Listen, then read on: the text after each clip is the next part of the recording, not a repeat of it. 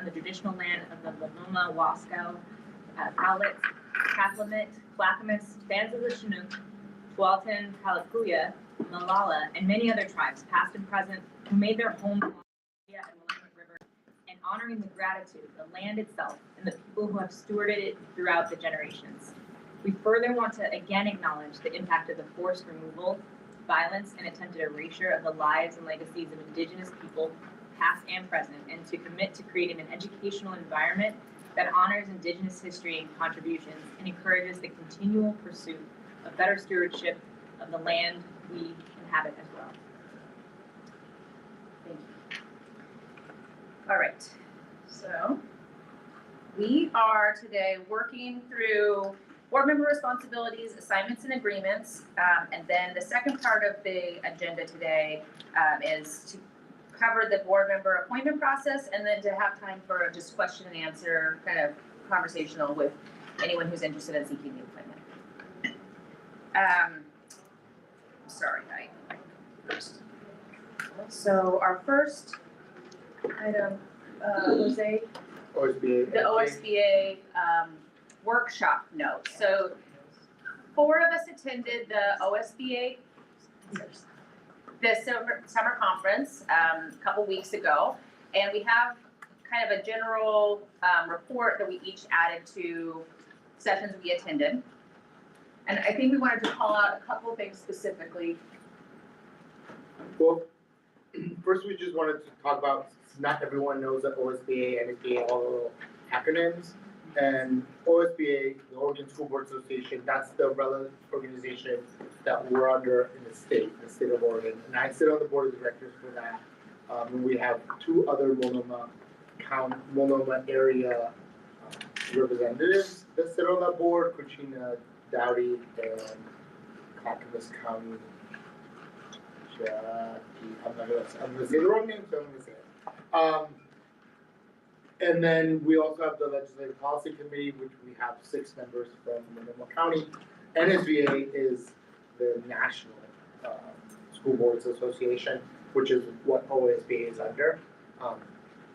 So we talk about OSBA conferences and SBA conferences a lot, and those are just whoever's holding those conferences. They tend to be in state or all over the country. And we do have, we wanted to mention it because we have LPC, Legislative Policy Committee, for the OSBA elections coming up. So if anyone's interested in being in one of those roles, we will probably have it on our agenda for the next meeting, because we have to nominate whoever wants to run for those roles as a board. You get nominated by your board, and then the people that vote you in are the other boards in the region. So next school board meeting, if anyone's interested in being, then they, Director Ender, yeah. Okay, good. So we will have it on the agenda as an item to vote on, and then it will go before all the other boards. Is that how that works? When I got nominated, Park Rose nominated me actually, because I was suggested by someone who's already on the board, and our board meeting had already passed, so they nominated me. Oh, nice. Okay, good. Is there any questions about OSBA, NSBA? Especially from anybody in appointments too, if you're interested in more of what Jose's talking about with Jose's.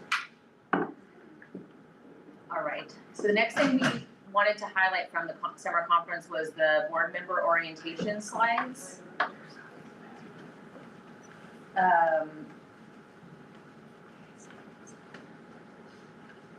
The OSBA has developed a new kind of 12-month, hold it open, onboarding courses for new members, which is kind of neat. When we joined the board, it's kind of a hodgepodge of trainings, and so we were interested in that the OSBA is putting together kind of this onboarding toolkit. Let me see, I think it's down in, here it is, new member orientation. Can you go to the bottom of this, Sandy? It's towards the very bottom. There's like, yeah, keep going. up a little bit. It was right there, OSBA, new school board member orientation. The second loop. No, never mind. Okay, so I'll just go over it a little bit. For those of you on the board that, I think I need to approve access to that or something.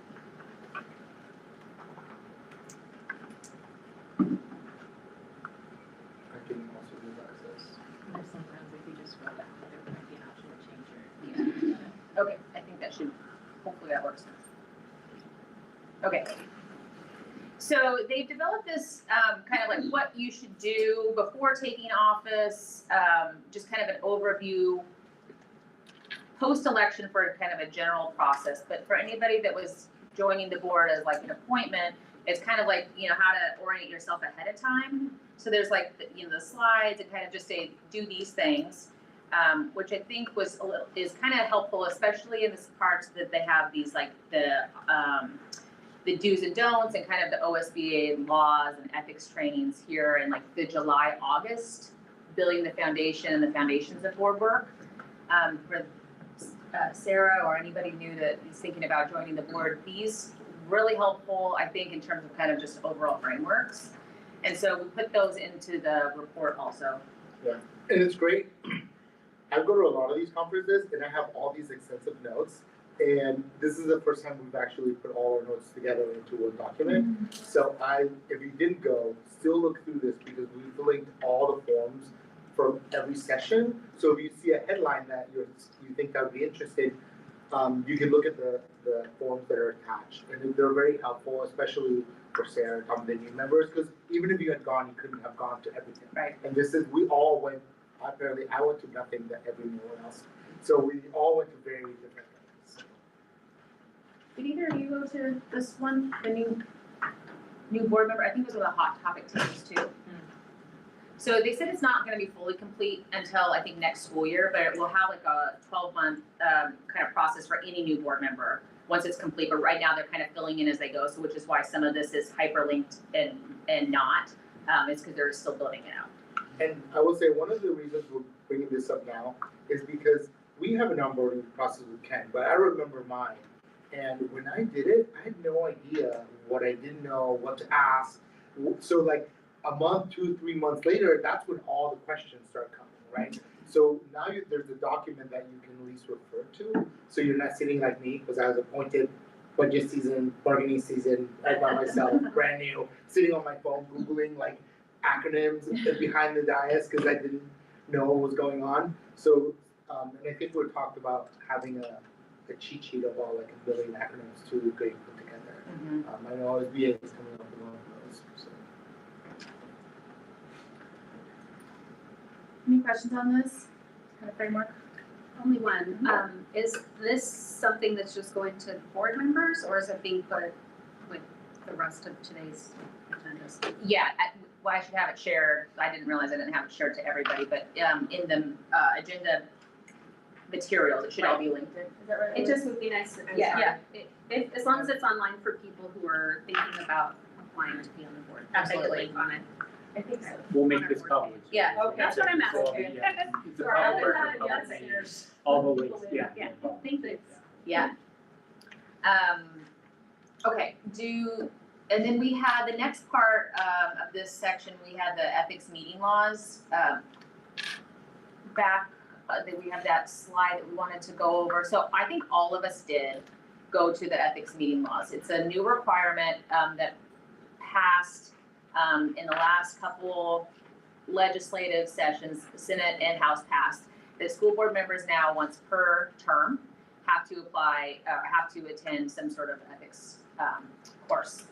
And so we all attended kind of the mandatory that checked off that box and learned a bit about the new compliance laws. And we wanted to call out a couple things specifically from those slide notes.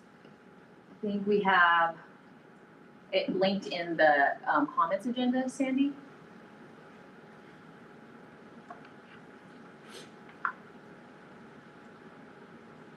I have everything up here that's. Public, whatever one says public the files public meeting. Page 9. I'll grab it. Okay.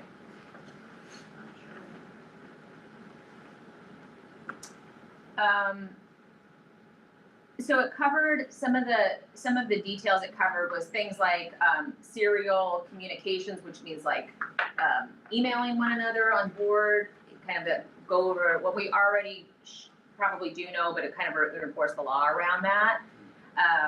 We talked about the requirement for sunlight laws now that everything has to be posted. So anytime we meet in quorum, we have some sort of video recording.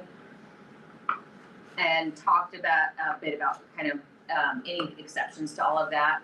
But this training, so Jose clarified this, that it's one per term. So if you're appointed, you have to do it that within that term, and then even if you have a short kind of window, you would have to then repeat it once that next.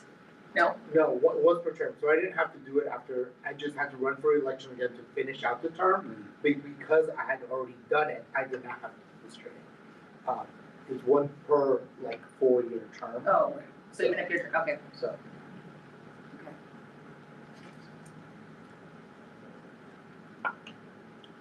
Are they offered like every year? So there's a number of ways to fulfill them. You can do them in person. There's also ones that are offered through OSBA online. And then you get like a certificate assigned to you that says like you did it, and then if it ever gets audited or something like that. Okay, so this one I was just mentioning, but like what is a meeting? So it's any time that there's a convening of the body, and that we're making any sort of decision. So anytime that we're discussing some sort of decision making or any deliberation. So this is where it became tricky, I think, with anything with group email. So if we're emailing back and forth, we can't have any type of discussion or deliberations. That has to be like only informational. Can everybody be on an email? So you can't reply all in that kind of way if you have any sort of like anything that could be considered discussion. and the key thing for this is that it's anything to make a decision or go towards a decision. So if 2 board members get together and come up with an idea, and they are gonna present that at the board meeting and make a recommendation that the board's gonna talk about adopting, that still should be a public meeting, even if it's just 2 people and not quorum. It's you can't report to the board without it being a public meeting. If you, like, for instance, our policy group reports to the superintendent. We're a superintendent committee, we recommend to Ken, and then he looks it over and makes additional recommendations. Usually we take his recommendations at the beginning because I think it's important. But then it goes to the board. That's the extra step. If we were to just report to the board, then we should have public meeting laws affect all our meetings, even if it's just 3 of us. So if more than 3 of us wanna go, we can still do it. So I have a question, like if we wanted to talk about a future agenda item, do we have to have a current agenda item that says future agenda items? I mean, do we have to give that much notice in order to start discussion on a topic? Do you know what I'm saying? During a meeting, Well, I'm just saying like, oh, I'd really like to talk about X thing, and I bring it up in a meeting where we all are here, but it hasn't been posted. we can add agenda items at any time. Like if we decided that day because something came up that the minute before the meeting, we're Okay, allowed that. thanks. And I would say adding an agenda item is not a decision or deliberation toward a decision, it's just, well, we'll talk about this. I have another case study. So we received an email today about from a community member about recent federal rulings about funding and pronouns being included. If we wanted to, as a board, discuss how we can appropriately respond and communicate back to that member, where is an appropriate time or place to have that communication? Generally, things like that, we usually, at least since I've been here, we forward it to the board chair. Board chair. Yes, but any board member can respond. You just can't respond with everyone. There's a place on our agenda, every, business meeting that says, discussion of public comment, and that would be considered a public comment. So I would probably bring it up there, like, hey, we got this message in your email, and talk about it at that point too. Because some of those emails will go to all of us, some of them will not. And getting 7 different answers that all sound different also sometimes isn't great, which is why some of them have just forwarded to the group chat Certainly, of yeah. one answer, right? But for instance, that one you talked about, I don't think I got it, so I don't know if everyone got it. And I've erred in the past by like forwarding it on, 'cause again, you can't tell, to this group, because I was, within my first year of Forest Service, wasn't exactly sure how we respond. And that felt most comfortable, is just bringing everyone in. So not having necessarily to wait till the board meeting for the next time we meet to make people aware. Not with the expectation that we immediately respond, but just making sure that everyone has a comment. And a lot of those responses are informational, so we can discuss them because we're not making any kind of decision. Most of them are, what are we doing? And we can say, we can find out from the appropriate parties and talk about, these are things we found out that have been done, and then respond. It's not us deciding what to do, it's us sharing information and then saying, we will discuss it further at a board meeting or whatever we want. That's perfectly okay for us to discuss.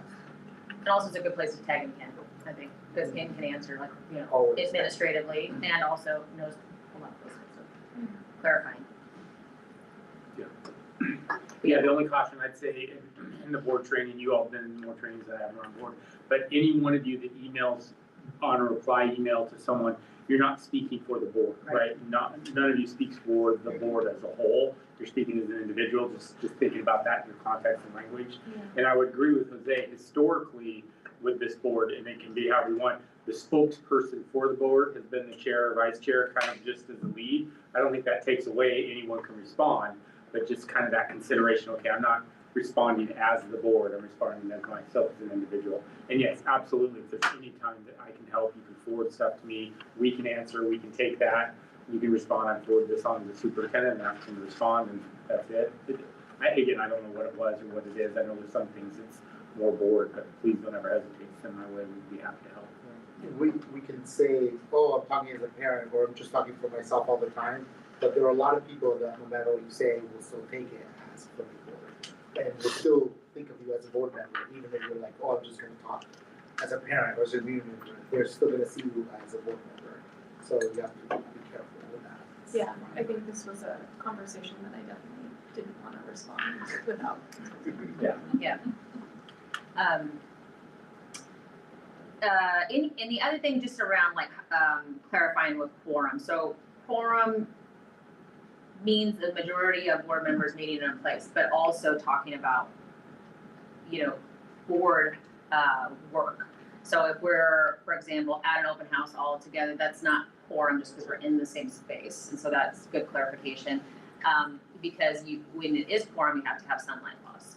So if we just happen to be in a place because it's like we went on the bond oversight tour, most of us were there, but that didn't make it quorum in and of itself. So I think that, but if we had started talking about board decisions, that would have violated quorum right away and been a violation of quorum. So that, I think that's an important distinction, but always to be really cautious of the optics of that too. Was highlighted in this. But I think it is, I think we knew this, but also I don't think it's been really reinforced regularly that this is a required training that we have to do by law, so. If we wanna move on to the next part, do we have other conference highlights? Cause I've been talking a lot, but Althea attended and Thomas.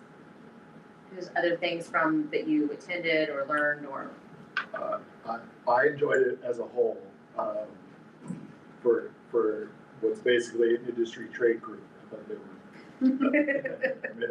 what they are. I thought that they were pretty great.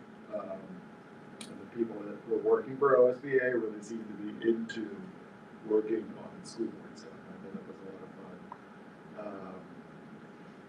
Looking through my notes here, see if there's anything to call out.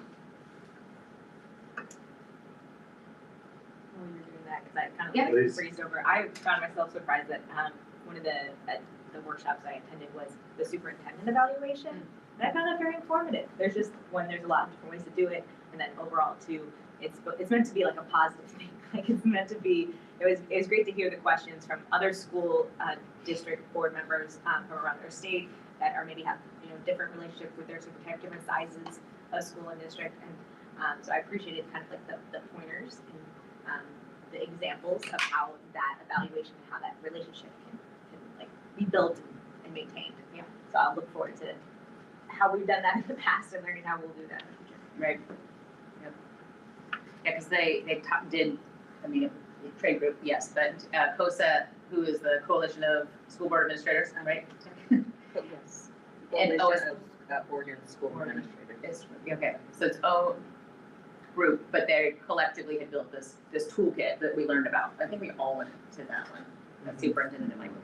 So that was interesting, kind of the tools that they've developed and all of that. And I think it's not brand new, but yeah, It's been around. it's around, yeah. It's rebranded, attitude changed, updated, I think almost annually, but it's that packet, if you will, tool, Mhm. been around for a while. Yeah. And I think if it was the superintendent evaluation one, I think that's the one that also said, as a board, you should evaluate yourselves too, to make sure you're doing your thing, because you can't really be evaluative of the superintendent if you're not really evaluative of yourselves, and whether or not you're doing board work. One thing I will add, I get a chance to facilitate a couple different things at this summer conference, which I haven't done before. And what I found is that OSB skews very rural because there's a lot more rural school districts than non-rural. But everyone's looking for spaces to talk about things like DI and ICE and what schools are doing to protect their kids, whether they're rural or not. And I think we take it for granted because we tackle those issues and make sure kids are protected straight off. But I had one person come up to my table and he was saying everything wrong. Like if you were here, like I don't see color, but he was doing it with all the right intentions. Like I want to take care of my kids. I see them going through this. wasn't saying it because he knew what he was saying was wrong. He was from part of the country that he doesn't get this kind of information all the time. So it was great to have an opportunity to talk to him. So I think for me, it made me feel how important it is for us to be in those spaces, because there are people that just want to hear what kinds of basic things they can do to take care of the kids. They maybe any kind of different kind of ideology, but they still ultimately want to take care of their kids, and what can they do to make sure they're okay. And it happened more than once, because we ended up talking about ICE. There was not one session on that. LSBA kind of waited away from it, but we talked about it at the 101 roundtable, at the school board caucus meeting, at a hot topic table. It came up a lot. So yeah, definitely, if you are thinking about going to those in the future, the Oregon ones, your voice is important to be there. It's not just about you learning, but also our voices being there.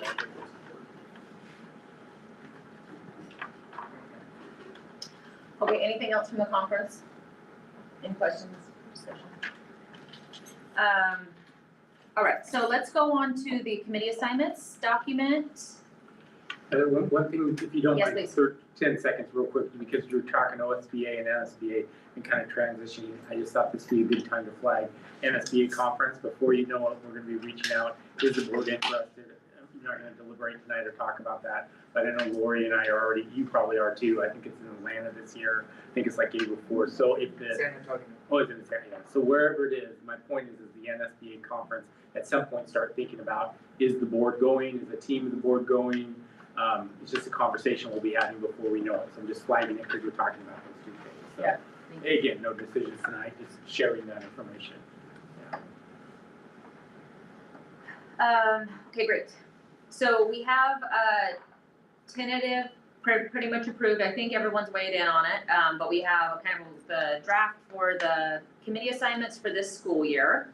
And so tonight we have lots of invited folks today to kind of talk about, help us discuss what are all these different acronyms and what are we talking about here. So we have committee assignments, and authorized representative assignments and school liaison assignments. So we're gonna go through all of what are these words and, you know, kind of what's the role of each of them in some detail.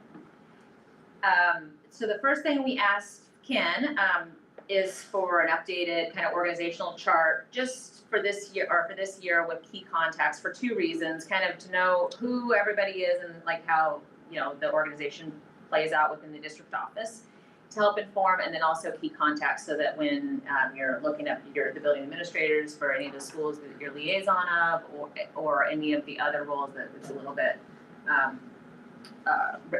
handy. So those are tagged in here, right? The administration. Ken, do you want to add anything to this? Well, not really, just that it's a snapshot. I mean, really an org chart's not, I don't believe it's intended to capture every single thing everyone does. So if some reason you're looking at that and trying to identify, I want to talk about this and it's not on there, please don't hesitate to call anyone on cabinet, but myself, Lori, and we'll make sure to navigate the right direction. So this is just a snapshot, kind of the cabinet level positions and some of the roles under that. And then on top of that, you have the document that has the actual contact information. So the numbers of cabinet specifically, which is this one, which you all got in the board handbook. And then the next one that I shared is really all of our supervisors, managers, and administrators. So any one of those individuals as well. So based on what you're asking, I think that's what you're asking for. So Yep. Snapshot now. This one has the extensions. So every one of these is either an administrator, manager, or supervisor within our district. That's super helpful. Yeah. So as you're assigned to these different positions, this is meant to just kind of help you make contact. Okay, so next, Alice is here. We've invited DDA to just kind of talk to us about anything you want us to know, and then we're probably going to ask you questions as we go through too around liaisons and stuff. But So I reached out to my DDA building and site reps, and was just asking for what their experience with liaisons from the school board at your request. So I have some things to report back to you, and suggestions and things folks would love to see more of. Okay, so Jenny Farrow from Lincoln Park said that Althea came to visit last year several times, presented some awards at their final Student of the Month assembly in May, and that was really awesome. So that was a big success. I think, I feel like I wrote her name down wrong. I think it's Audrey Dean at Gilbert Heights. Was this also you, Althea? Had a tour of the space, came to an event at Gilbert Heights, so positives there. Sherry McGahee at Menlo Park shared with me that Jose had been to Menlo quite a few times last year, including parent-teacher meetings, like parent-teacher organization meetings, site council meetings, and the Grow Your Own graduation and promotion, and probably more beyond that. She said these are just the ones she happened to be at as well. Pete O'Farrell at Ron Russell said that Heather came and observed in his classroom last year, and he said that was a really positive experience and great to see kind of firsthand what's going on in the schools. And then Cindy at Pearl Ridge told me that they've had a board member join in the past, maybe just dropping in for lunch, but it was maybe a few years ago, but that was positive as well. MECP reps didn't have a lot to report as far as board member interaction. They would love more of that.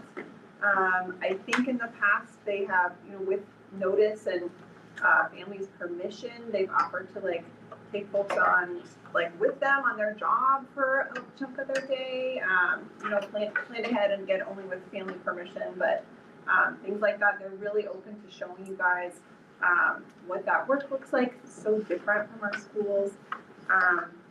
So the majority of the feedback I heard was that all of those community events felt really positive, and I have asked them to reach out to you all, but more is good is kind of the message I was hearing. So, yeah. Can I answer any questions or anything? DDEA. What Yeah. does this stand for? Great. I really, really appreciated your acronym debunking earlier, Jose. David Douglas Education Association is the licensed union in David Douglas. So mostly representing teachers, but also lots of other licensed professionals, like I'm a speech pathologist, occupational therapists, school psychologists, early childhood folks, wide range of licensed positions. One of the things too that I think is really great is building reps. There are reps in every building for labor, and folks have been really great about trying to reach out to us, but I think we need to do a better job of connecting not just to administrators, but also to staff and to the licensed staff as well.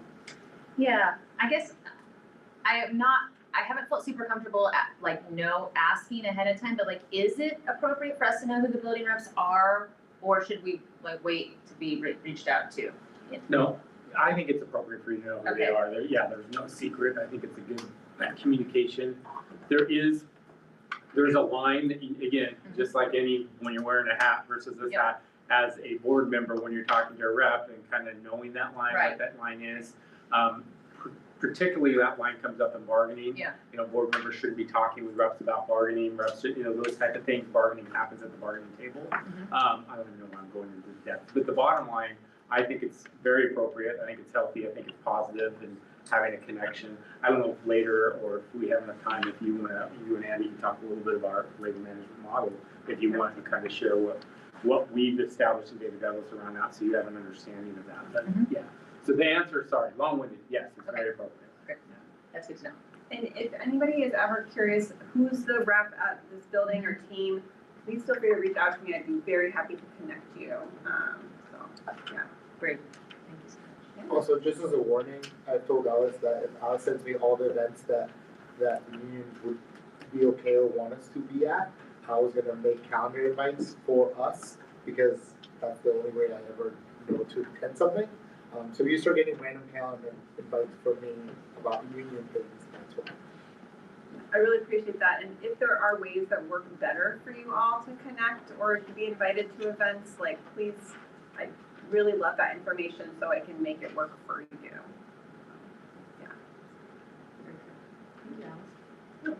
I did, and we don't have to rush into that, I do have another DDA member here with a little bit to say about the liaison rules if you're open. Absolutely, yeah. Is that okay? Sure. All right, my name is Becky Bransky. I am not a rep, but our reps couldn't be here. I'm from Gilbert Park, Student Achievement Specialist. So I am here on their behalf just to read a statement from them. So at Gilbert Park, we deeply value strong and respectful relationships with the David Douglas School Board. In recent years, our relationship has been rattled and trust has been impacted. However, we are hopeful that through open communication and consistent efforts, we can rebuild and strengthen that relationship. One of our key hopes is to see the board follow policies thoroughly and transparently. When the board upholds its commitments and practices, as outlined in policy, it builds confidence and demonstrates integrity, both which are essential to restoring trust. We also want to extend a warm invitation to connect with us more directly, which is perfect what you guys were just talking about. We've come up with some opportunities to welcome you into our building, and it would mean a great deal if those efforts were mutual, if board members would initiate engagement with our school community. Some ideas that they came up with: visit us on teacher-directed Wednesdays. Stop by classrooms and introduce yourselves. Do you have a favorite book or a fun activity? Send a school-wide email offering a visit to share with the class. We'd love to see you guys in there. And also check out our school calendar and attend events, assemblies, performances, family nights. We've been really intentional not to schedule on top of school board meetings, so. We hope to see you guys there. If you have any specific hopes or ideas, please reach out to our DDEA reps from Gilbert Park, which is Shelby Ellis and Kaylee O'Neill, and they'd be more than happy to help with any logistics. We believe strong relationships lead to strong school systems, and we look forward to connecting and working together to make Gilbert Park the best it can be. So thank you. Thank you. Thank you, guys. Yeah, so that's a good question. Are there certain days, like they mentioned, student-directed Wednesdays?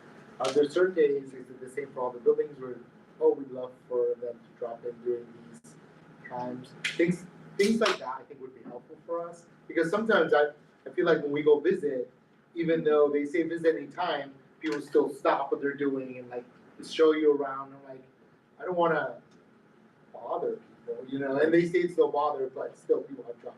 So if there are times where it would be better for us to drop it, that's the great information for us to know. I can work on that. Thank you.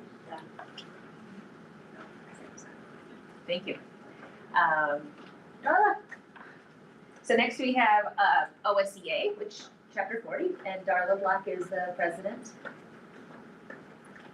I'll let you tell us that acronym. Sorry I was late, I had the wrong time on. No, you're fine. No, that's our fault. The email we sent you had the wrong time. Our fault, not your fault. I'm an elementary school secretary at Gilbert Park, and this is a crazy busy time of year, so I just assumed that I put the wrong time in there. So OSE is Oregon School Association, Education Association, so we represent classified employees. So those are employees that aren't licensed. So secretaries, IAs, custodians, cooks, bus drivers, everybody that runs the schools and keeps them moving and going and gets the kids there and gets them home and feeds them and cleans after them and all that fun stuff. Teaches them. So that's classified employees. We have about 600 in the so we are a small and mighty group, I would say. So I'm really excited with our, the support of classified that our board has for us as a classified unit, and that's what I would look for in the future, is just a really strong support from our board members. I know we're going into future budget cuts at the end of the school year, so I'd love to work with you and try to find some creative ways that the classified employees are not impacted as much as they were this last year. We're looking at some challenges going into this school year, and different, just that really heavy load for folks to be pulling. So that's what I would really like to see, that collaboration and how we can find some creative ways to support our classified staff. Questions? Darla? Yeah, I do. It's easier for us to sort of know, I think, at a building level or, the other union. How do we, if we want to connect and learn about what's new with the custodians or what's new with food service, like who do we contact? Well, my board, I don't have a custodian there, I have a nutrition services, I have an IT person at middle school level and at elementary level, and we have an LMA at elementary level. We are working on having building reps. That's our goal this year, is to get that in place. So we are, hopefully we'll have that going pretty soon. We're also bringing back our employee of the month, and we're kind of fine tuning it a little bit because it was a little overwhelming and we were just getting the same people repeated. So we are going to focus on employee groups. So each month, so this coming September, it's going to be custodians, and we chose custodian first because they have worked their families off this summer. And so we really want to recognize that hard work they've done. And so in the next few days or so, you should get something out.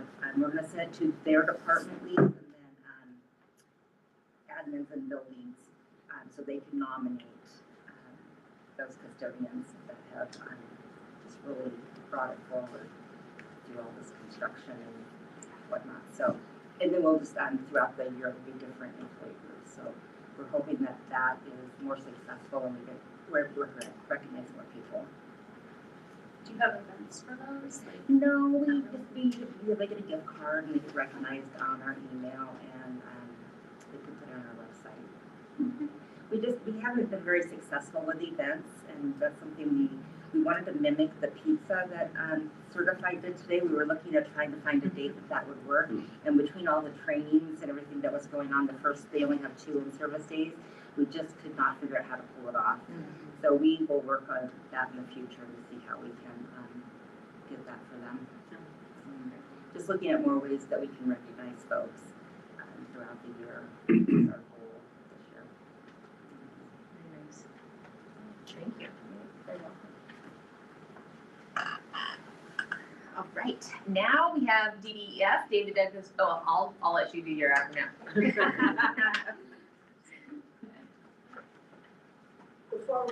I'm Beverly, this is Frida. I forgot your first name already, but For many years, DDEA has sent the foundation a donation and SCA, we have. That'd be us. The classified. That was our treasurer, I knew what we get. But didn't Phil Hurley used to be the treasurer for DD? Yes. Yeah. That school, I remember. So maybe both of, I don't know, but anyway, thank you, because there's, never know who to contact. When it was Phil, I did, but now I have no idea, so thank you very much. If you ever, both of you, we'll always take money. Anyway, we're with the David Douglas Educational AL Foundation, established in 1991. We've been there that long. This past year, we've given out through different events, whether it's scholarships, kids fund, teacher grants, opportunity grants, $1,064,000, so I think we're a great group. We meet through Zoom, mostly because I have some health issues and I don't want anybody giving me germs, so we'd love to have a representative. It's so nice to know what is going on in the different organizations, so I'm hoping we can find someone that will attend and share their information with us. Let me do the big spiel. Anyway, I was on the board for 32 years. I was actually a founding member of this organization because I was on the board and worked as the liaison for almost 20 years or so. But we're unique. We have a unique relationship with the school district. We were actually created because the board requested it. And so the administration was involved with it, Ron Russell back then, helping create our foundation. We have remained all volunteers.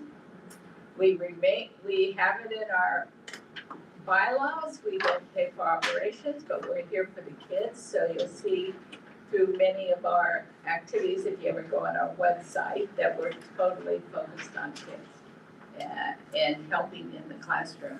We've actually given grants that have piloted programs that the district's picked up. We only do a fundraiser about every 2 years, and we are doing one this year. The last one we did 2 years ago was focused on elementary schools with the, what they call Common Corners equipment. So the schools could buy some equipment for the classrooms. This year, we've decided to do, after doing a needs assessment, we met with administrators, the cabinet, the high school. We're going to focus on, with the high school, a new program they want to start called No Student Left Behind. No, Scott. No Scott Left Behind. I couldn't say student, No Scott Left Behind. They're going to mirror it after a couple other districts that are doing it. Our activity fees are extremely high. It's $150 for a sport, and then there's a maximum on the family.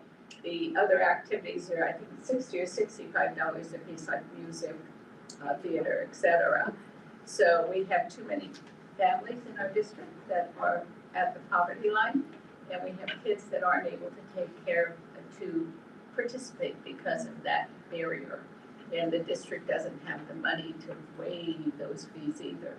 So we're going to help start the fund. I think they're going to need $35,000 this first year. So we're hoping to raise that with them. It touched all of us because there is the issue of attendance, test scores, and graduation rates. The school district focused on, especially in high school, and they found that if a freshman is in a sport, stays in the sport, Or an activity. it's 100% chance he'll graduate. It brings up their attendance, it brings up their grades, therefore their test scores, because they're actually studying. And so we figure it's hitting all the marks that we need in our district this year.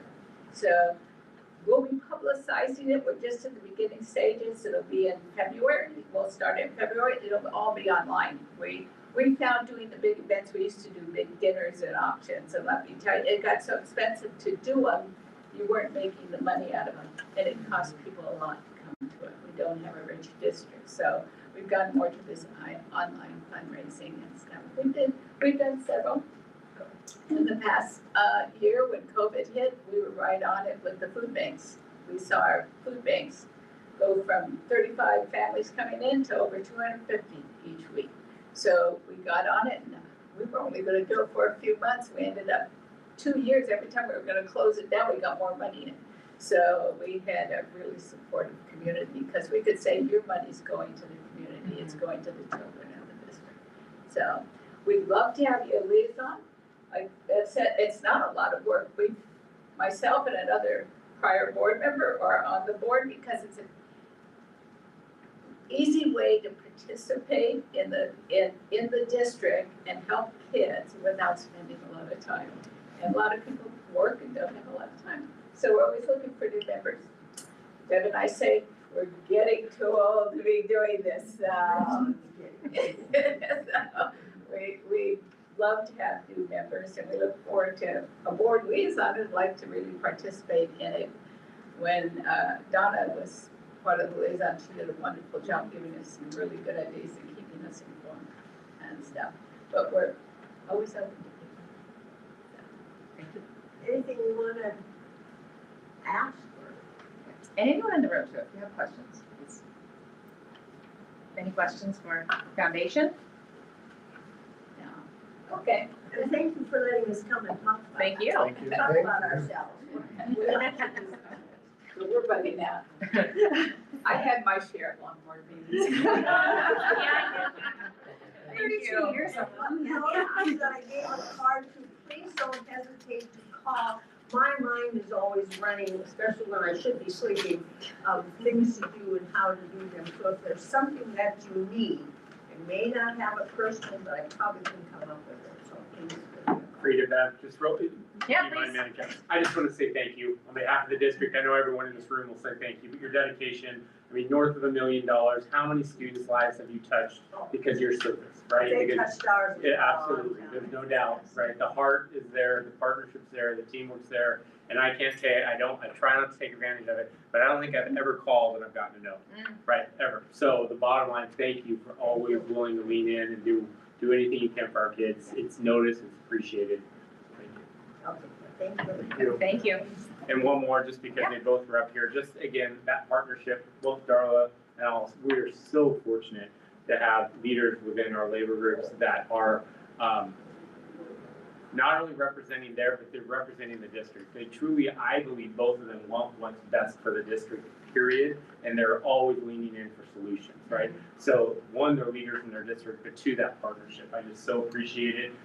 There are times that we don't always agree on everything, but we navigate that together, and I think that's special. I think it's special because of their leadership. I think it's special because of the model, and I think it's special because the board's real willing to let's work together to always focus on how can we make Daredevil a better place. So thank you both as well. We really appreciate all you do.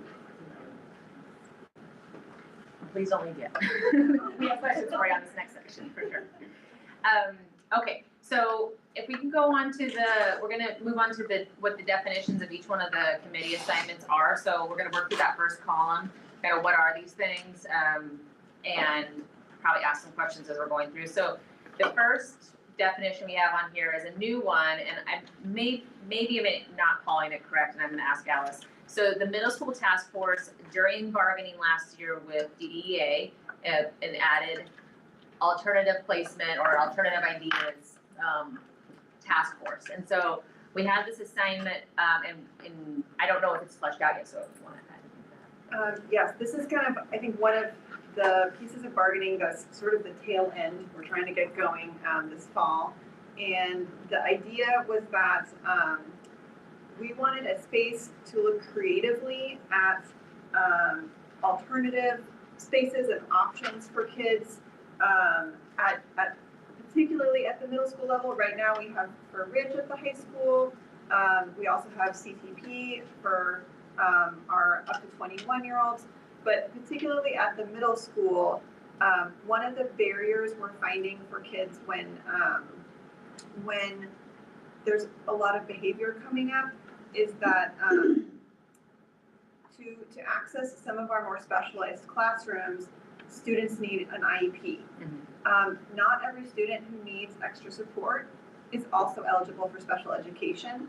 So we're trying to look at creative ways to help kids access what they need, whether or not they are identified as a student who gets special education. So I think the way I've imagined, and I think we talked about this group during bargaining, is like looking at other models, what are other districts or areas doing in creative ways to support kids. So it's some research, some creative thinking, and trying to figure out what are possibilities that would work here.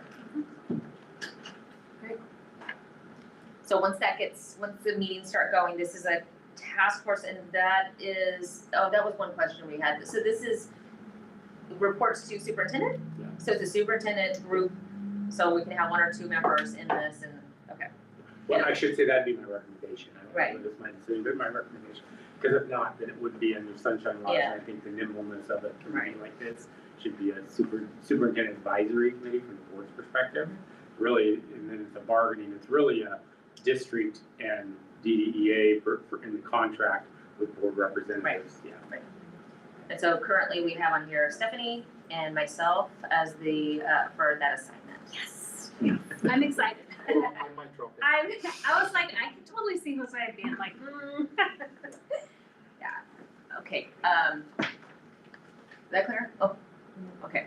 Great. So the next one we have is bond oversight, and, let's see, we have Sarah, just Sarah, I think, assigned to bond oversight right now. So winding down a bit, because we're kind of at the end of, Well, But we're it's winding been- down this year, we this still have a year. whole nother year, yeah, Yeah. so, yeah, and the bond oversight committee's coming to the next board meeting, we'll do their debrief and update, we just did the tour, so I think we all have a snapshot. But we'll obviously be breaking ground again next summer in our 9-week wonder, so the committee's very active and having a liaison to that committee Yeah. to help, that flow through makes a lot of sense, so I think it's great, yeah. and I do want to point out, we don't have any assignments to the vacant seat currently now, but things can change. So if we get new groups throughout the year or somebody joins and wants to join one of these, especially one of the smaller ones too, that's something that to be aware of too, is that there's not an assignment yet just because, don't want to leave everything without somebody. So that's kind of what's going on there. Okay, the next one, policy review group. So we have our 3 here on policy review group. Do you want to just kind of give a definition? What are you doing? Yeah, so what we're kind of identified last year that we had always a lot of policy to look over, things that are coming in new, things that are just kind of on the books that periodically we'd want to be updated. There are mechanisms specifically from Oregon School Board Association where policy recommendations for updates come in. So this idea of the policy review group was born out of needing kind of more time and eyes and thoughts around these the broad topic of policies. So what happens is we'll put our minds together, I think have been monthly, trying to get ahead of opportunities to discuss as a board or ahead of some deadlines for things that are already on our plate, or think of new things that have come up so that we can bring it to the board's attention in a public sense. But it's primarily to go through the superintendent to see if this is something that is timely, if they're how it might affect the district as a whole, the administration, and then seek input on if it's right to be brought to the board as a future agenda item. Anything else? I love a good policy, so. There you go. Yeah. Well, sometimes you get policy that you just kind of want to have more information or know why it's coming. Sometimes they're optional, so instead of having that huge conversation at every board meeting, because sometimes it just comes back and you get the research and you understand, right? So that's what we end up doing. Bring up any questions we have and researching and asking the right people the questions. Yeah, and I think it's a good thing to say, again, this is not the only place that, just because we have a policy review group and this mechanism to have extra time and thoughts, anyone is welcome to bring ideas and focus this in on something, especially if there's something needs attention. But it's great to have just an intentional space to do that.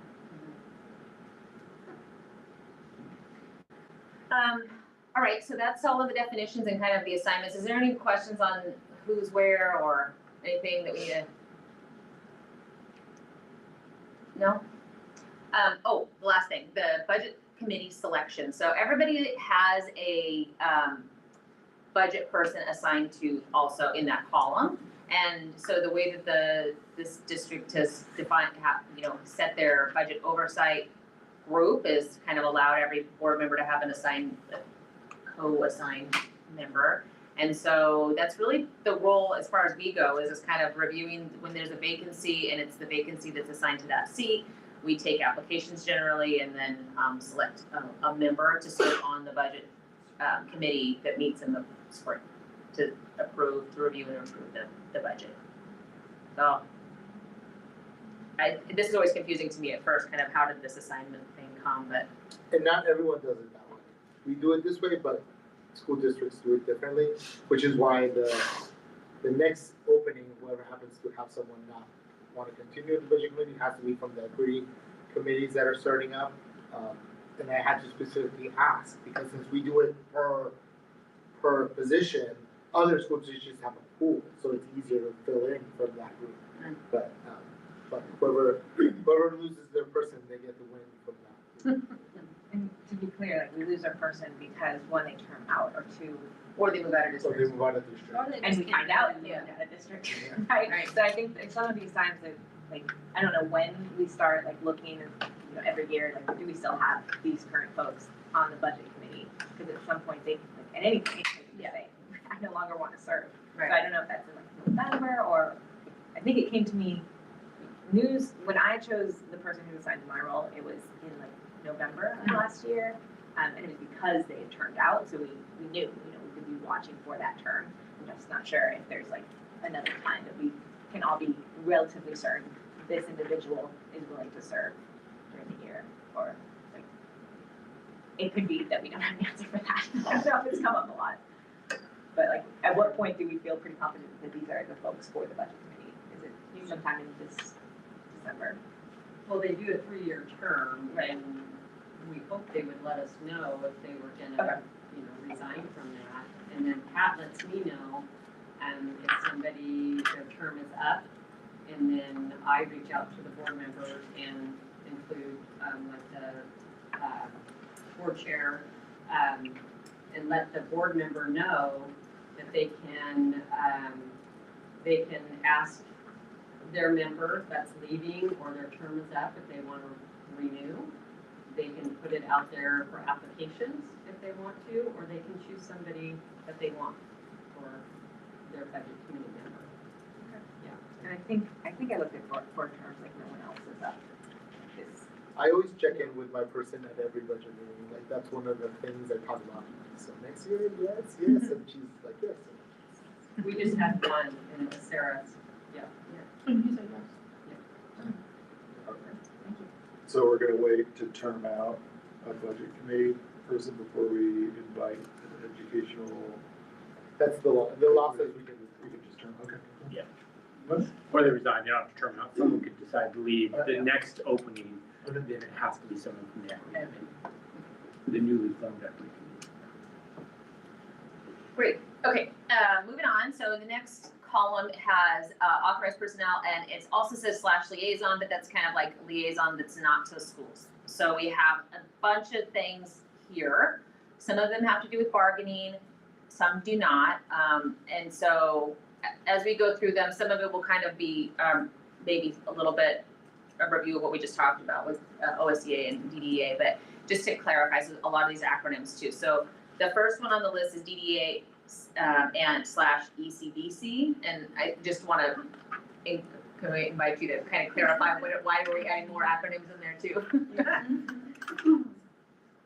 So ECBC is the East County Bargaining Council, and that is a group of other East County local teacher associations, licensed associations, and we are a bargaining council that the council owns the contract of all of its union members. And so in order for our contract to be settled last fall, it had to be voted and approved by East County Bargaining Council in addition to DDEA, David Douglas Education Association members. So it's kind of just a second layer, but it kind of the purpose is that it's holding all of these East County locals to a high standard and supporting each other, so. So the representative or representatives assigned to that, really the role is to attend bargaining. Right, Ken, is there more that a board member would need to know about that assignment? No, there isn't. The intention of it was, there's two pieces. One is bargaining, and then there are times, very limited, where we might be kind of in interim bargaining, right? I mean, most MOUs are just done at our level, if you will. We just signed a couple for MECP last week maybe, right? So a lot of it's followed from contract, but there could be something that comes up, still kind of bargaining or not quite bargaining at that level, where we call the board liaisons to be part of that, rarely does that happen, but originally when it was kind of designed around this, that was a conversation piece, Can I add one more thing? Please. Just for clarity, the board member who's in this role shouldn't necessarily expect to interact with the East County Bargaining Council. That all interaction goes through us, but just for reference that it's out there, so. Thank you. And we tend to want to have to have the chair of the board lead, especially during bargaining. That was very helpful last year.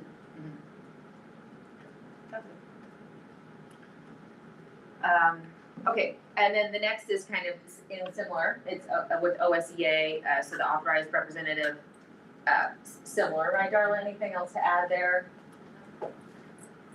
We don't have a second layer. So It's just the one layer. And so we have multiple people assigned so that there's always, during a bargaining year especially, that, sometimes there's a lot of sessions, so making sure it's always attended by a board member, at least one.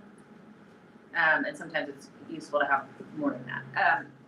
The MESD budget committee role is Jose. And it's a 3-year commitment, right? So It's a 3-year commitment that I did not know when I signed up. But I will be happy to do it for 3 years. So you attend their budget sessions. Yeah. It's not a big deal. There are a couple of Zoom sessions. Do you want to define MESD? MESD, the Multnomah Education Services District. They give us services, they give all the East Multnomah, they go way out to our hood. They do the whole area. They do like outdoor school. They have certain services that we contract with them. I don't know the whole list, but I'm sure Ken knows more of the list. But they do a lot of services, so they don't really have their own budget from the state. Their budget comes from all the districts, giving them money for X number of things that we can't just all do individually. Too more expensive. MECP, we have both Althea and Sarah assigned to MECP, and the reason it's here instead of in the school side is because it's a whole program and lots more than just a school or so. Did you serve on it last year? Yes, and it was mostly like meeting with the heads of MECP, which have changed. They're new, so I think I haven't met, but I've just emailed those folks. But it's like was being described, it's just a different setting of the work, and so I guess what I would convey to you, Sarah, or anyone who serves in that role, is that they are like very willing and interested in being like kind of brought in a similar way that a school site would be, because it's a whole workforce that's just looking to connect. I will make a note that I didn't think about this before, but the vacant position right now has liaison school as in North Palmhurst Preschool, which has a number of MECP classrooms in there. So giving someone who's an MECP relationship liaison there, that building might work out better because they're already having that relationship. Just throwing that out there. And MECP, I don't think we defined it, is Multnomah Early Childhood Program. So they're mostly in home, they're going, visiting in homes, sometimes in, preschool programs, but that's for early childhood. They come to my house. And then last we have DDEF, which, Frida and Bev just spoke about, is the Educational Foundation. So they're looking for liaisons so that there's board interaction, there. So, with this one, we added more too, just so we have more coverage on this one. I would love it if somebody else would wanna do that. I think you heard, oh, we had a great liaison in Donna. I was the liaison last year. There was only one day where they had a meeting that worked with my schedule, mostly because of bargaining, because I was on the bargaining group, but also a kid thing that I have going on Okay. at a regular time. So I would love it if somebody else wanted to do that this year. Well, I put, Yeah, yeah, and I'm I, happy to take MECP. you wanna do ECB? Yeah, Okay, I would love to. okay, do you want me to add you to MECP or swap you with Sarah? Well, if you wanna keep it too, that's fine. I just, Do you have the school that has the preschool program? No, that's No, big no. now. Oh, okay. No, it's big. I really need better glasses, better well, prescribed. it's small, yeah. It's okay, we can work out the details later, I mean, of swapping these, Okay. it's okay, we're gonna make But sure, I would love MECP. okay, that's great. Cause I think more is better with MECP anyway, cause it's a big program. I learned a lot about it in bargaining and I was like, wow. And the preschool building would love visits because I Yeah. visited this year and I was told no one had ever visited them ever.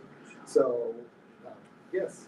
Okay. But I I'm have happy to visited. be a liaison for MECP, and then be the primary for the foundation. My sister works for MECP, so I feel very familiar with the program and would love to support it in any way, but. Okay, Okay, cool. thank you. Great. Appreciate you Yeah. doing that. I'm They're happy- great to work with. Happy to be an alternate for the Yeah. if it helps. Oh, Okay. that'd be great. And I'm on there too, on PPF too, so Okay. we got a A lot lot of there. coverage. Yeah, a lot of coverage. Yeah, they were missing board representation last year. For sure. Perfect. Okay, good, we're plugging along right on schedule. The last one we have to go over is the liaison assignments.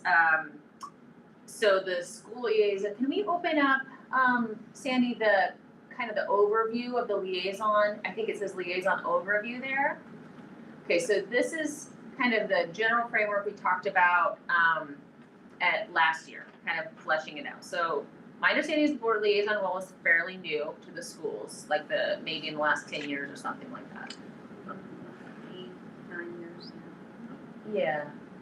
But it's not as defined in the same way that like the committees and, like serving on bargaining is, I think. And so we've been working on, the last couple of years to kind of define like what's the purpose. I think we all had a little bit of different, maybe still do have different kind of sense of what it means to be a school liaison. And so it's good that we're, I think, looking back on it regularly.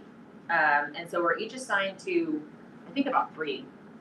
And we've added a couple this year. So in the school liaisons, most of them are schools, but district office, the TOSAs here specifically asked for district office to be added. So Althea is a representative or as a liaison to this building this year.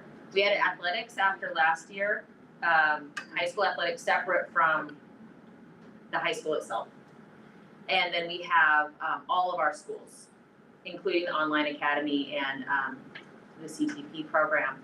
And so this is kind of the general overview, and there's a lot of different things liaison could do. So Alice summarized some of those things, but like attending school meetings, meeting with the administration at the buildings, going to back to school nights, these are all kind of common things, but it's mostly just building relationships and learning, equity of access. I think Stephanie, you were bringing this up, right? Like having equal voices. So some schools are more prone to reach out or have more interactions with board members than others, just as a function of kind of size and just how it is.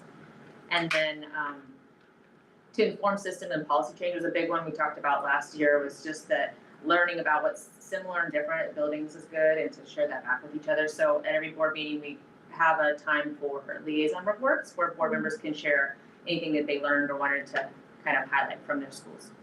Yeah, I would say that the equity of access too was sort of like, a lot of times an individual building would reach out and say, you know, we have a problem, we have cameras, we need cameras, right?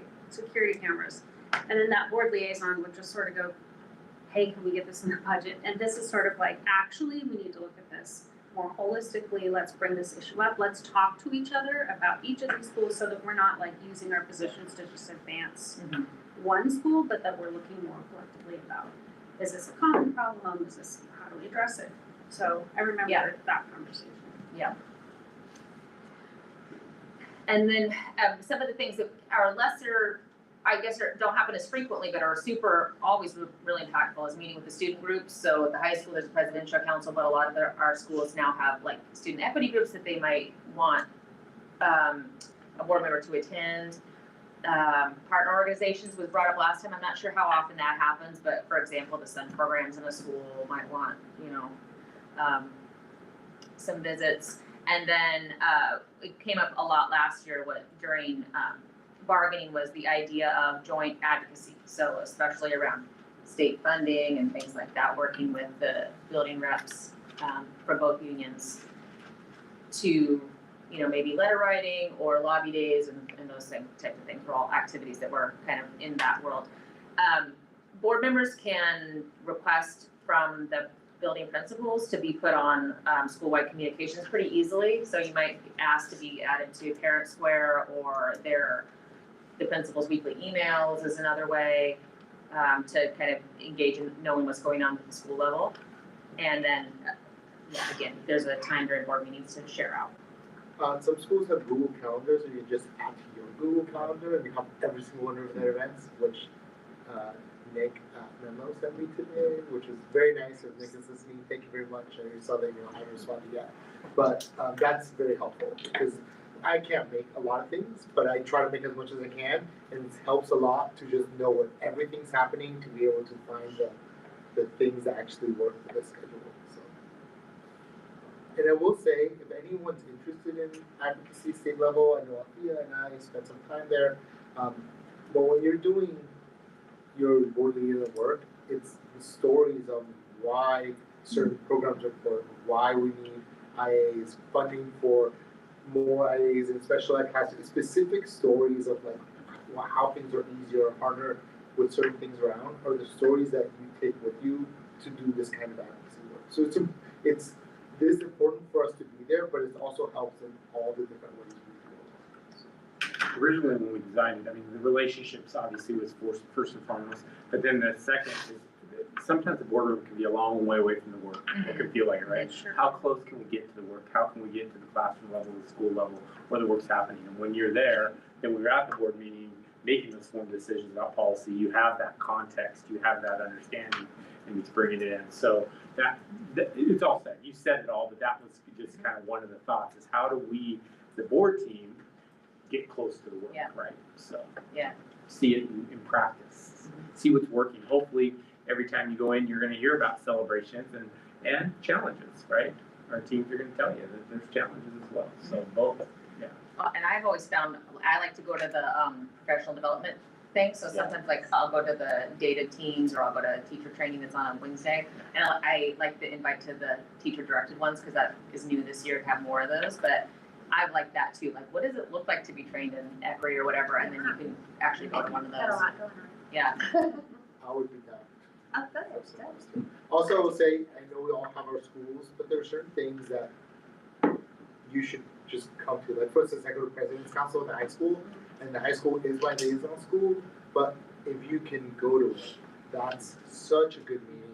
All the leadership of all the high school kids, and they talk about real issues and things that are coming up and how they feel about them, and you break out into smaller groups to really get to talk to these kids about how they feel about the stuff that's happening, and you can learn a lot, which is why I asked for the high school to be my liaison school, because I was attending those and getting a lot out of them. So if anyone wants to go with me, they're at 7:30 in the morning, so they're very early, but let me know.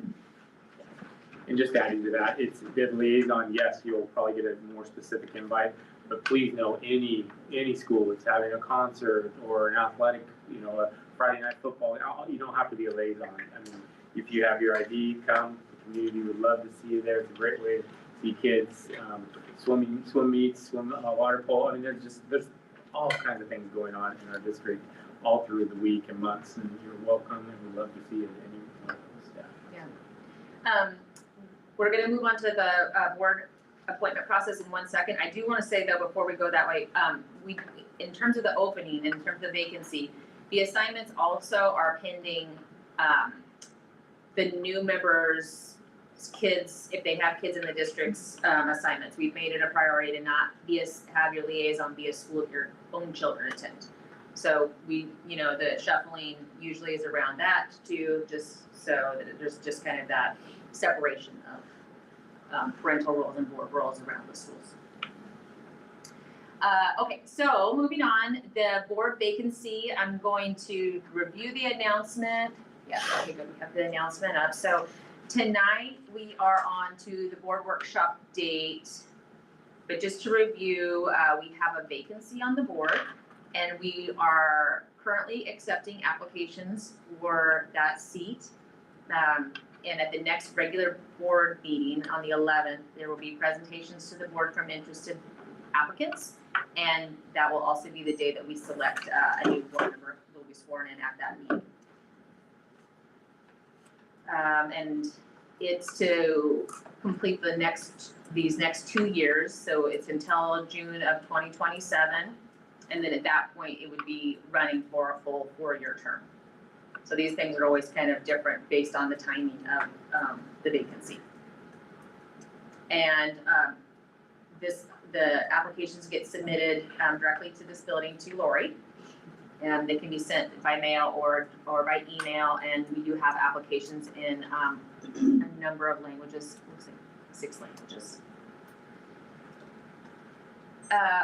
The requirements are you must be a resident of the David Douglas School District for at least 1 year. You must be a citizen and a registered voter. You cannot be an employee of David Douglas School District. And then the applications must be received by 5 o'clock on Friday, September 5th. And then now we just have an open period for prospective board members here to ask questions. We've also requested that board members currently in the room, just if there's space for it, to have some ideas, if there's things you wish you would have known to share, questions you would have wished you would have asked to. But yeah, and you're welcome to sit up here too. Please, if you're please Thinking do. about running for board, I'd love to have you on. Oh, we got full chairs up too. Yeah. I am. I those are some public comments. You guys, I think I have meetings on this. I don't need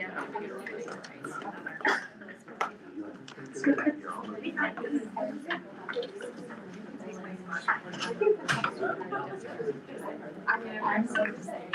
Sarah, I'll see her. Just something out of there, like not Yeah. You're great. Oh, guardian.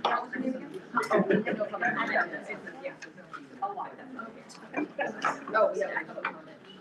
I just have a question. So welcome. So do you want to maybe start with just introducing yourselves, or if you want, I guess. Just tell us Just a name. Just a name. You don't need to pitch yourself. Just so we know what to call you. My name's Sarah Gitchell. I am a parent of a student in David Douglas and actually a former classified employee. Yeah, I've never attended a board meeting before, but I have missed working with the schools and with students. So that's why I'm here and I'm interested. Welcome. Thank you. Carrie Fry. I am your budget committee person. I have a student at David Douglas High School, so then I wouldn't be able to do that. But I have obviously attended many of the budget committee meetings. Was a friend of a former board member, and really just have always loved the work that comes out of this group. I follow closely, and so it's been great to hear all about it. So I can't wait to ask questions. Hi everyone, I'm Muriel, she, her, they, them pronouns, and I have 2 children, one that's currently in the district, And I won't pitch myself because that gives me anxiety right now. But I have things. Yeah. Hi, my name is Erin Lynn. I didn't realize there was a public commentary today. So I'm here, but I'm happy to listen and kind of get a feel for what you guys do here. I have a student at Gilbert Heights who's going to third grade, pretty active in the community anyway. I do a lot of like youth sports volunteering and stuff, and now I might be interested in applying. So yeah, happy to be here. Welcome. Yeah, sure. I'm Cheryl Lorman, and I have students at Menlo Park and Floyd Lakes, and I'm also a substitute teacher in David Douglas and Centennial Park Rose. And yeah, I'm just interested in. I've been enjoying just listening in, and yeah, I'm not quite sure, but I have a lot going on. Yeah. Welcome. I'm Brian Peters. I have 2 kids at Ron Russell. I can't believe it. And if I never ever get to say anything again, what I would like to say is the music program saved my son. Really started to me. I'm done. I mean, that's what it was. And he came, and I was surprised. He came home. He said his teacher was the best teacher there ever was. And he started listening and learning. So the other thing that I have a lot of energy on is that when same son, when he was in kindergarten, at the end of kindergarten, we got him on radio, and he loved it. And the other thing I have energy on is a few years after watching him succeed, I got him radio. So there you go. Okay, so ask us anything you want, and also everybody that's here also. So we have cabinet members, so Superintendent Richardson, Assistant Superintendent Tay Spears right here, Assistant Superintendent Andy Long. We have Brooke O'Neill, Director of Curriculum and Instruction. We have Florence Protopappas, who's Director of Student Services. Oyab Aide, Director of Communications and Public Family Engagement. Partnerships. Strategic partnerships. So close. And you heard from Darla Black and from Alice Everharder. Close. And then we have Sandy and we have Lori right here. So Lori is who you probably have emailed with if you. And I'm Heather Franklin. Sarah Epstein, Stephanie Stevens, Thomas Stevenson. Jose Gordon Thurston. Althea. So what can we tell you? Thank you for doing so much for so long. I mean, we've been in the district for 6, 7, 8 years, and it's really wonderful. I really appreciate it. I do have a question. A lot of boards have a lot of different functions. What do you guys need? I mean, if you really could kind of whine about it, what do you need now? Even if you're not looking for it. within our group, like as a. Yeah, on the boards.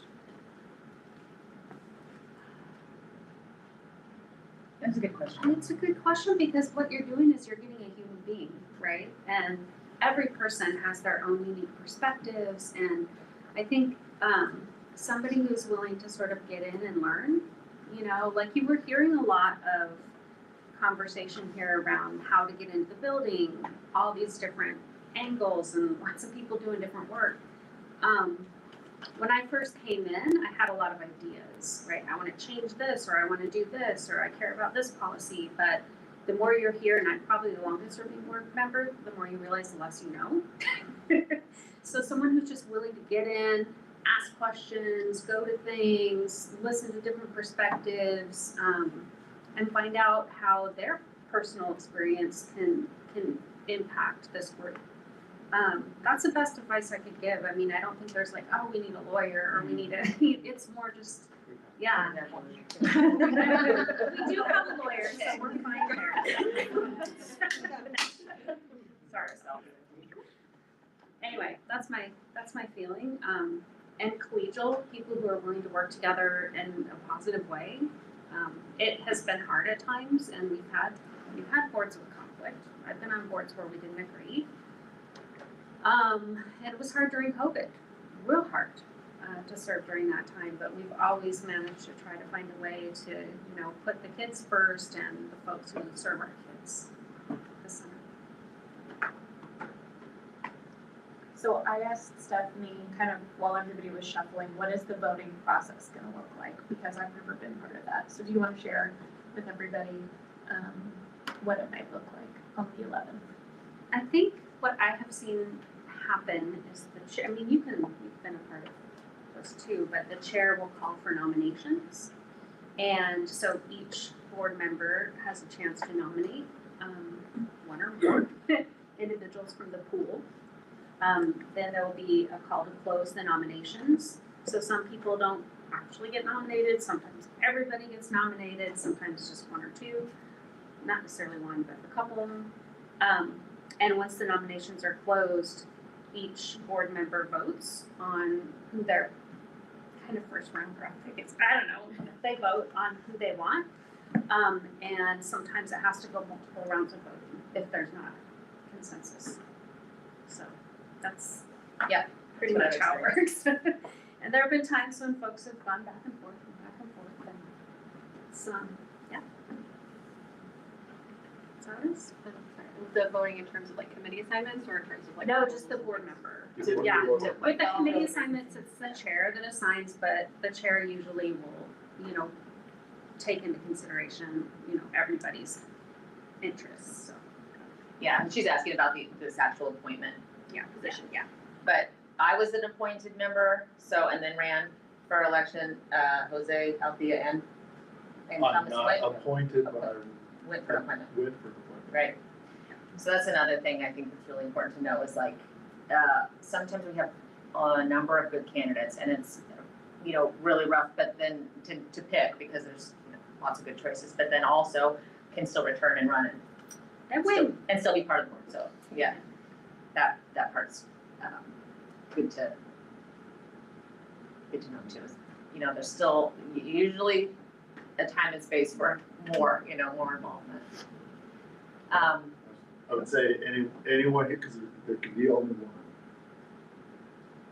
Go stuff yourself in a school and just be a parent volunteer. I've had some teachers with my kids be more resistant than others to like, hey, what can I do to help? I'm like, no, I'm fine. It was like, just stick yourself in there. Show up. You know, I'm here. Now, I don't know why, volunteer applications are now good for 3 years, from what I've heard. So, the barrier to entry to volunteer is low. I appreciate that. We also heard that David Douglas Education Foundation is always looking for people to start on time in here. And we're gonna be starting a new equity committee, district level equity committee with parents and families, so. Yeah. That's all Sorry. I can say. No, thank you. And in the budget, the bond oversight will be, yeah, there's spaces for lots, and Carrie, you know, because you're on the budget committee too, there's those spaces too. Yeah, I think I wanna echo Stephanie's statement that I don't know that I have anything in mind for like what's not here. I mean, you know, we each kind of have our own strengths, in terms of like professional skills, we're all kind of different and we're in the backgrounds we come from, but I would say it's always most important that just kind of, willingness to engage with one another and, you know, work through all the stuff, you know, the stuff there is to do and just to, a lot of good communication. Yeah, is I think probably the most important and value alignment, you know, with the districts. Well, equity plan is coming to an end, so we'll need to get back into, you know, setting those new priorities, but all around, you know, kind of working in line with our equity plan, our equity lens, and that's what I'm, you know, hopeful. I have 2 questions. The first one, they are probably pretty related, but the first one is, what would you say your time commitment is? Obviously, some parts of the year are more, or even cycles, might have more, but what would you say sort of that average time commitment is? And then I'll explain. Yeah, that's a great question. Super important. I guess we'll just go around. Yeah. Scary. 5 hours a week. I think for me, it varies a lot because really you have to come to the board meeting, which is, there we go, that's like 14 hours in one day. So board meetings are very long. No, the board meetings are very long, but, and you prepare for them, right? Because sometimes, you haven't seen the board packet. I saw the board of directors for OSBA, the state, school board members from all of the state form a board that's over everything. And our board packets, their last one was 300 pages. So I will never hear a complaint from our board packets being too long. So we prepare for these meetings, but that's your minimum. And then the rest is, I have some months where I get so busy that I might not do as much.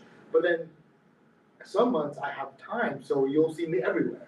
So it helps me, because then it's never like for me, it's not 5 hours a week. It's like, depending on my life, I prioritize this, but I also have a 3.5-year-old and like other commitments and other things I can help with.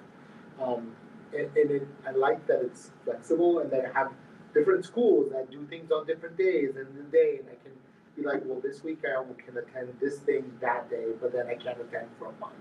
You know, it's very much up to you, but you certainly get more out of it the more you put into it. And there are events that are just fun. I drag my husband, I take my kid, but we go to like the powwow or the Hispanic Heritage Festival, like different things that you can just bring your family to. So that helps. If they're willing. There's usually a playground right next to the elementary schools that we use, so. I would say, same as Jose, the minimum is just show up to board meetings and hopefully have read the board packet information, which is probably available on the website. Board meetings are once a month, twice a month? Regular business meetings, if I don't step out of my lane, is once a month, the second Thursday of the month, starting at 7 until whenever. Usually earlier than 7 for board members, we have. Executive session. Then there's, yes, executive session, which is, covers 4 topics that can be discussed during executive session, and, do those ever start before 6? No. 6:30? 6 or 6:30. Yeah, 6 or 6:30, and they're in the same spot. So, and then some months a workshop. Yeah. Most months. Many months a workshop. Which is this. Yeah. Usually here. And then, as we talked about earlier in the meeting, there are conference opportunities to go learn some stuff, because I don't think there's too many of us that are professional board members and we have a lot to learn. So that's kind of cool.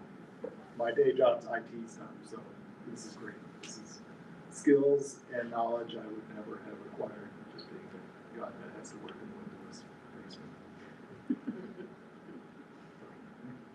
Yeah, I think timeframe, echo Jose, it really depends on, for me, like what my work is like, because I also have a job that fluxes on demand. So if work is really high, I may just only be able to do the board meetings and read more material. If it's a month that I have more capacity and there's more things like back to school time and all of that, then it's, could be more hours because I'm going to more things and trying to fit that in. If it's a bargaining year and you're on bargaining committee, that's a time that takes, that you're in a lot more meetings. But the kind of the general is the 2 meetings a month, and then fitting in what you can in terms of the other things. This is entering into my 9th year. I can't imagine, like when I first started, my kids were in 1st grade, and now they're going into sophomore year, and they'll be graduated when I'm done. I'm not gonna be 32 years like Frida was, but for me, I feel like it's flexed depending on the year. So when we did when we were trying to pass the bond, I was actually on the political side, not as a board member, but I was the chair of the external committee that was like the political action committee, because I have a lot of campaign experience. So I was trying to like raise funds for the bond campaign, get everybody signed up, get so-and-so, put all the pamphlets together. So that year, the bond year, that was like a ton of time. And it's just adjacent, right? It's adjacent to school board. There was the bargaining year, real big year. And then and when I was chair, But then there have been other years where I'm not as active, where I play more of a supportive role, and sometimes I feel guilty about it, but when I think about how hard I worked in those other years, I'm like, it's okay, I've earned a little break. But I tend to try to find those things that are happening where I have skills to offer. And then of course the fun stuff, because it's always fun to be in the buildings and, you know, go the nights that there's like the multicultural nights and things like that. So I like this. And I'm still learning the time commitment. But I would say for anybody who's considering it and has either a professional life, I look at this as professional development. I work in healthcare, program management, and healthcare leadership, and this is everything we do is like applicable. So I also really look at this as an opportunity to engage more in the district than I already am, and also being an example for the kiddos and just seeing how you can be a conduit for communication and always asking like parents. It's always nice because they recognize your face a little bit more and they're open to telling you what's going right and what issues they might want some support with. So I if you're on the fence about applying, I would highly recommend it. Can I add one Yep. fun thing? Just one fun thing?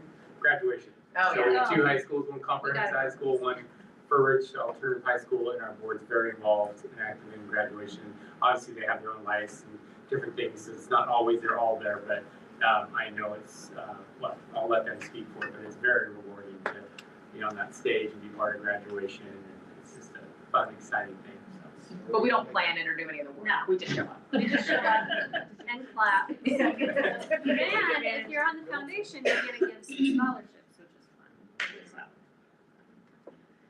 And the only other question I had, and not everybody has to answer, but if you think back to maybe your first 3 to 6 months on board, what do you think your biggest curveball was, or what your biggest hurdle to overcome was that you, or alternatively, what do you see that a new board member might need to overcome in the first 3 to 6 months to really dig in? So that's a great question. Who wants to take that? Because I'm still struggling with it. I I'm learning to deal with the communication style of a board of directors, where we can't just think, oh, I have an idea, let's talk about it. It's like, oh, I have an idea, and I gotta email the chair, or I gotta email Ken, okay, I got this idea, or whatever, or we're talking about policy earlier. So we have to be careful about how we talk about policy. I recently talked about policy too much in an email. I was like, now I gotta wait until an appropriate time that I can talk about policy. And it's just hard to have that kind of chugging along of just like, hurry up and wait kind of stuff. And that's been hard for me to just try to figure out, navigate that, because like we're all used to, like, you text someone, you get a response, or email someone, you get a response. And I'm jealous of Ken because he can tell people what to do. We're here just like, we're just here waiting, like, okay, I gotta wait till the meeting, and then I gotta wait for Heather to do that. We gotta do motions and seconds, and then maybe we're like, we'll talk about it, but we gotta stick to the timeline and hope I say everything I meant to say. For me, that's been tough, but rewarding. Just a different way. I yield my time. For me, it was just kind of like knowing the history of what's been done before with the current, or with that issue for, and feeling a little bit reactionary. So I learned over those first 3 to 6 months that like every month we'll have like a hot button thing. They're all very important, but there's a difference between like putting everything aside and balancing everything that's already there.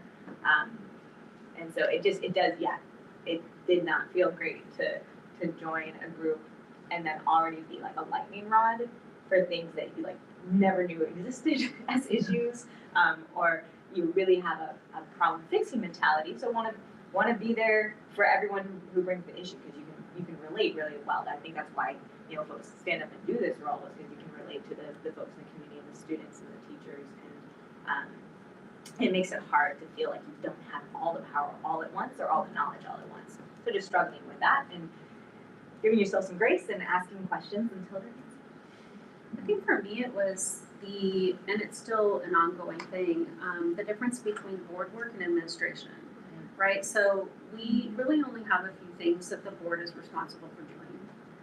Passing the budget, hiring and firing that guy, policy, right?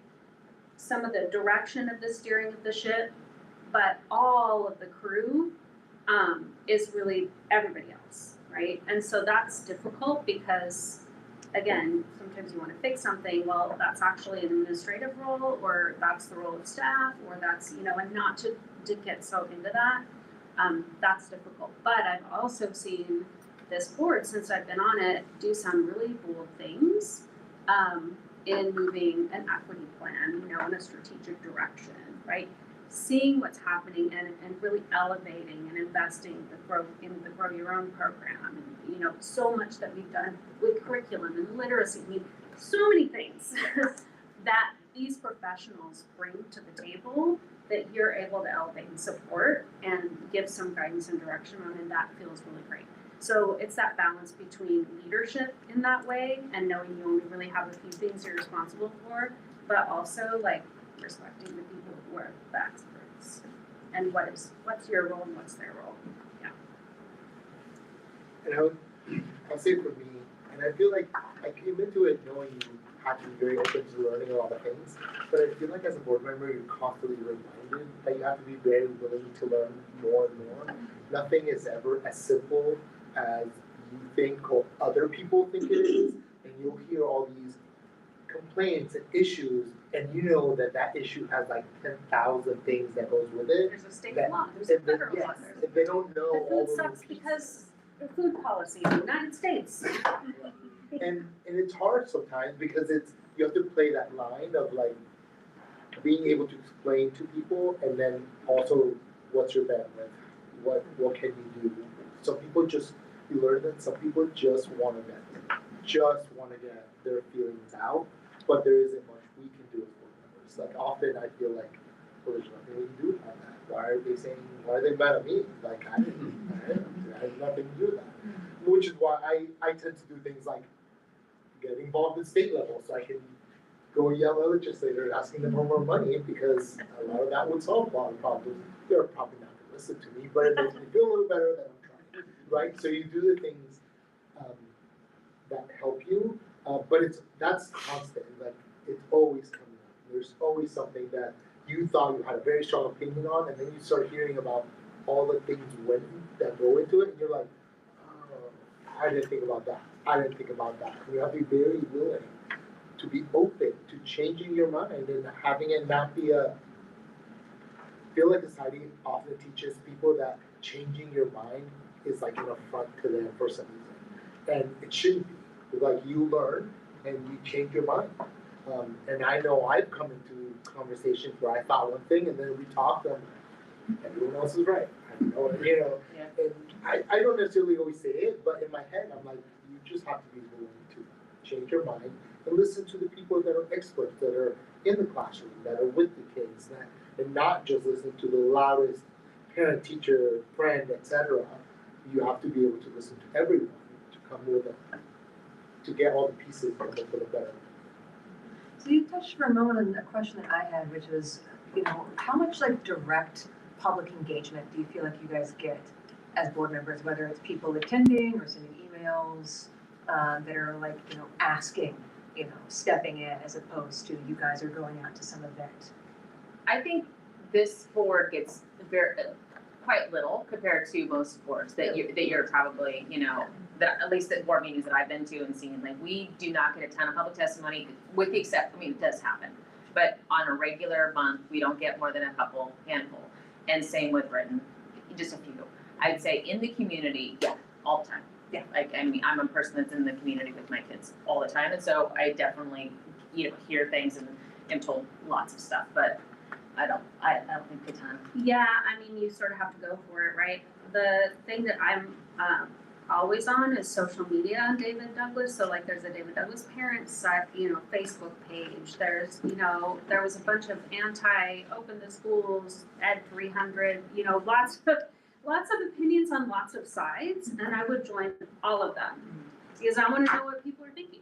And, sometimes people would say a piece of misinformation that would take off, and I'd be able to be like, actually, here's who you talked to about that. That's not true. But yeah, I do. And so, or a lot of times I'll snapshot it and say, Ken, can you get on top of this? Somebody will answer it. So, just trying to stay on top of the pulse of what's going on. Sometimes with social media, it's like, Instagram or it's Facebook or, I try to be on all the groups. Yeah, and that's what I mentioned earlier, sometimes it's hard to take the school board hat off, because you'll go to an event, even if it's like your kid or something at a school, and people talk to you, and like they would talk to a school board, you could tell, because they're telling you certain things, they're not just gonna, it's not small talk, they're telling you very specific gripes or complaints, or how they should say, oh, district office, or they should do this, and like a million random things, and it's hard to take that off, so you just don't expect it off. But I think it's manageable compared to, like, at least what I think other school boards are engaging with in terms of the amount of. Yeah, those are my expectations were small, because I used to serve on my neighborhood association, and depending on the topic, sometimes you would get some folks who were very, very engaged, so I'm just kind of curious how much you guys experienced. Oh, COVID, we got a lot. I bet. A lot, Yeah, depending on the topic, but I think that an average board meeting is a couple people and.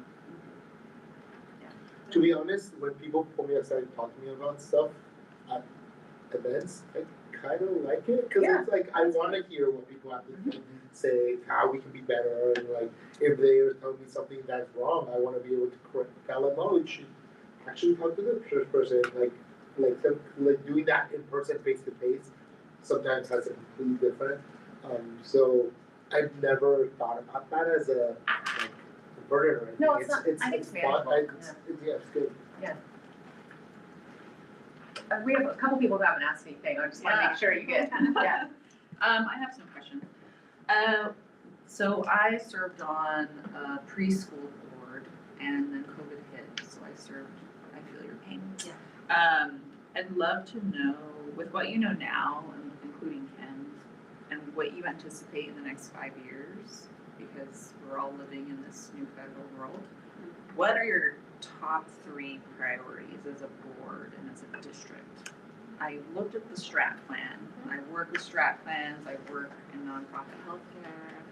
But I would love to hear what's coming in the next several years of possible serving of this board. If you know, you could say I don't know. I don't know if I can answer the top 3 like that, but definitely finances and what's coming from federal, like the pressures to, tear apart kind of the foundation of a lot of what our district values are. Kind of that looming thread of like strip all equity work, strip all, and I'm glad to serve on a board that will not just, isn't going to acquiesce to that or sacrifice values in the idea of threat. So I think strengthening up kind of our values, our strategic plan, and our equity plan is coming to an end in 2026. So I'm thinking about like that next step and kind of integrating those, and then finance, always finance, and then just for me always is student achievement, and just it's never seems to be good news around student achievement outcomes, and just for me that's always the driving is how are the students doing, how are our kids doing. So I guess those are the 3 things for me. Pretty much, yeah. I think that we are gonna see some very difficult years on graduation rates. We've been told it, right? And you can tell because the numbers track. So we still have work to do there. There's a push to really undercut the entire public education system in this country, and sort of the rise of vouchers, and there's some Supreme Court cases that freak me out that are coming. That actually scares me the sort of ripping the foundation out of what public education is, as an equalizer for society, that freaks me out in the next 5 to 7 years. And it's not gonna be a David Douglas problem, it's gonna be an America problem, and, you know, we're gonna do what we can for the kids who are here. So, and we're trying other things, right? I mean, our online school, we kept after COVID where a lot of other districts didn't, because a lot of kids were succeeding through just being able to do online school. You know, some of them had mental health challenges after COVID. Some of them, it was just a better environment. They could focus better. It just fit their lives better. I mean, there's so many reasons. And so we have hundreds of kids that are enrolled in our online school. And so that's, I mean, try innovative things. And if something's working, we're not afraid to keep it going. And that's one thing I love about Douglas is we really do come together and try to solve problems. But that's my big one is public ed in general.